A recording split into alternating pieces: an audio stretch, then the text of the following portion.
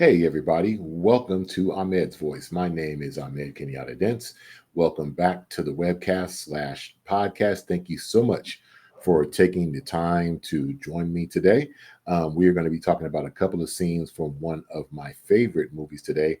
But before we get into that, want to ask you to make sure you go ahead and give us a follow at ahmedsvoice.com. Ahmedsvoice.com. That is the place where you can check out everything Ahmed's Voice. That is my website. Head on over there. You can get links to all of my podcast episodes. Check out my journal, my blog posts where I'll be posting. I got a couple of posts up right now. One about the Vince Staples show, another one about a great mini documentary called American Psychosis. You definitely want to check it out, especially with how things are going today. And while you're everywhere else on the website, just make sure you head on over. We have an arts and media tab that I will be filling up soon, just with different articles related to performing arts and media, what's going on in the industry. Again, you can check out my podcast page. We'll show you all the places where you can stream, watch, or listen to the podcast.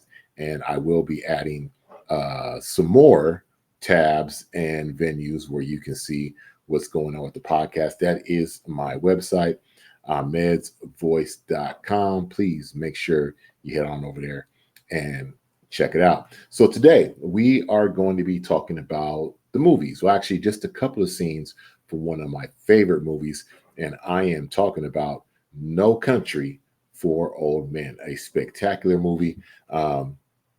This is a movie directed by the Coen brothers.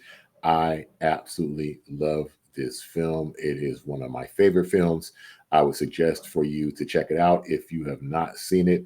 There is an all-star cast in this film. I'm on the wrong tab there. Let me get you back to the IMDb page. Directed by Ethan and Joel Coen, the Coen brothers. Tommy Lee Jones, Javier Bardem, Josh Brolin. That doesn't even do justice to the rest of the cast. This is a spectacular movie that I really suggest you check out. Today, we are going to be talking about one of my favorite scenes from this movie. This scene actually is featured in this scene is Javier Bardem and Woody Carlson. So if you've never seen this movie, and I can't do a spoiler alert, like this movie was out a long time ago, but in case you haven't seen it, I'm not going to give too much of the movie away today. I just had this scene that I've had a couple of thoughts on that really comes back to me in my daily life, and I just want to take a moment to talk about it. Now, in this movie, there is a MacGuffin. It's a bag of money. And like I said, if you have not seen this movie, I'm not really giving anything away, but there is a satchel full of money. And Javier Bardem, man, shout out. He plays one of the most wicked psychopathic killers that you will ever see in cinema in a movie like this. Anton Chigurh. This dude is like a walking nightmare. Just never seen a character like him in the movies before. And he played this character to a T. Like I said, there is the MacGuffin, there's this satchel of money, and Javier Bardem has been entrusted with by a certain group of people to track down this bag of money that's currently in the possession of the character that Josh Brolin plays in this movie. Now, Carson Wells has also been hired, or Woody Harrelson hired by this group of people to actually track down Javier Bardem because look, he's gone rogue. He's doing his own thing, as you will see why he does in this movie. He's doing his own thing. And so they've kind of asked Carson Wells to come in and track him down.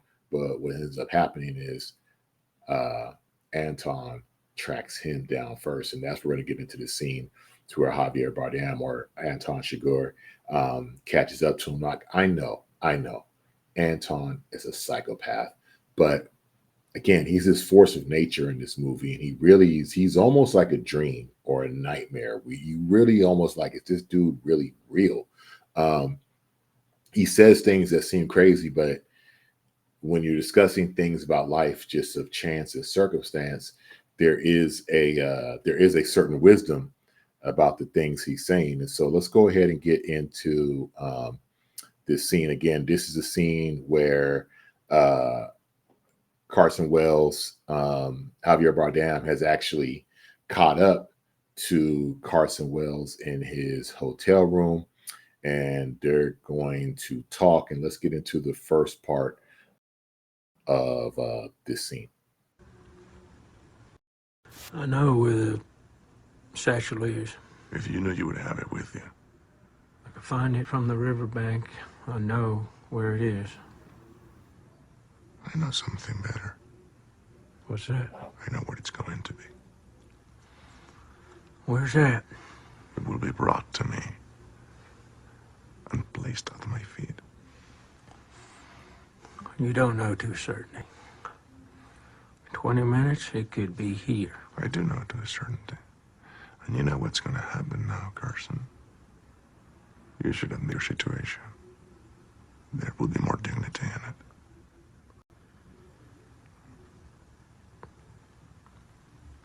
You go to hell. Mm-hmm. So we're going to pause it. We're going to pause that scene. Right. We're going to pause that scene right there. Yeah. Javier Bardem, or Anton Chigurh, as I should say, he, again, he's questioning and talking to Carson Wells about this bag of money. And Carson's like, hey, man, that bag, I know where it's at. I can have it brought to you. And Carson knows. Carson was hard to find, this guy. He pretty much knows the root is sitting across from you. He actually told people that himself. And he's telling them, no, I'll have the money brought to you. And Anton is just like, look, man, let's not go there. And he says to him, you know, you should admit your situation. There's more dignity in it. And of course, Carson's mad and tells him to go to hell. But Javier tells him he should admit his situation. There's more dignity in it. In other words, look, man, you're in the jungle. You're staring at the tiger. There's nowhere to go. You should just come to grips with this. Stop trying to talk your way out of it. This is me. You already know what's going to happen. And I think for a lot of us who are on the path, especially for those of us who've gone the prodigal way, right? We strayed away from the path. We've wasted our lives. We've wasted relationships. We've wasted resources, right? We've wasted advice, and we've gone down a certain path, and we've got to the end. The same as the prodigal son in the biblical scriptures, right? We've gotten to the end, and we've gotten to a point to where it's like we have to identify where we're at. We have to identify the situation. And no matter how bad that situation is, no matter how far we've come, you're not going to be able to chart a course or go anywhere until you know where you're at. Like the great late 20th century poet Rakim Allah said, it ain't where you're from, it's where you're at, right? And so this is what Javier or Anton is saying to Carson Wells. He's like, hey, you should just admit your situation. And we have to get to a point where we have to admit where we are, what our limitations are at this point. Yeah, maybe we've got great talent and we've got great potential and sky's the limit, but where are we right now? What fundamentals are we holding right now to make sure that that potential comes to pass? Like, where are we now? You know, when I was in the Marine Corps, and you know, we were learning land navigation, and you have to shoot an azimuth to a certain point. You got to know where you're at. You have to shoot. You have to, from where you're at, you have to know where you are to make sure you're shooting the azimuth to the next point, and you're going to be on a good path. And I think we have to take that into account. No matter what's going on with us, we have to always take an honest account with ourselves every day. We have to admit our situation. Doesn't mean we have to like it. Doesn't mean we're going to stay in it. Doesn't mean we're going to roll around and lay in it, but we have to admit where we are. If we're working out, if we have health goals, we have to admit where we are today. How many sets am I doing today? What am I capable of today? And then I have to make those improvements to go to the next place tomorrow, right?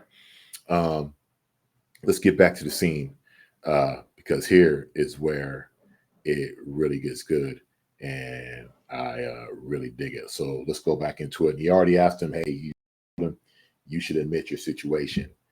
There would be more dignity into it. Let's continue here. All right. Let me ask you something. If the rule you followed brought you to this, of what use was the rule?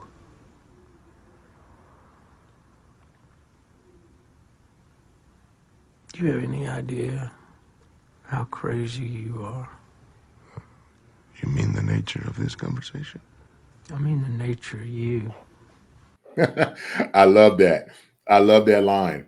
I love that line. The nature of you. I mean the nature of you.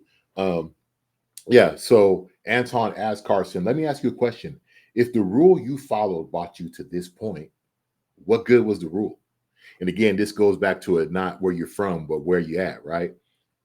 If you've been following a set, if you've been following a path and you have dreams, you have goals, uh, you have things that you want to do, you have a land you want to enter, you want a place you want to go, you want your health to be in a certain place, and you're not there and you're not close to getting there, or you found yourself in a place that's just whatever, and you follow these certain paths to get here. He's asking him, Carson, you're sitting in the room across from me and you know what's about to happen. If the rule you followed all this time led you here, what good was the rule? And again, I know he's a psychopath, but man, there's just, I'll make another video because there's another scene I want to talk about. But, and the Coen brothers are, they make these movies where they have these underlying messages. Like they make these movies that have these messages in them. And yeah, what good was the rule?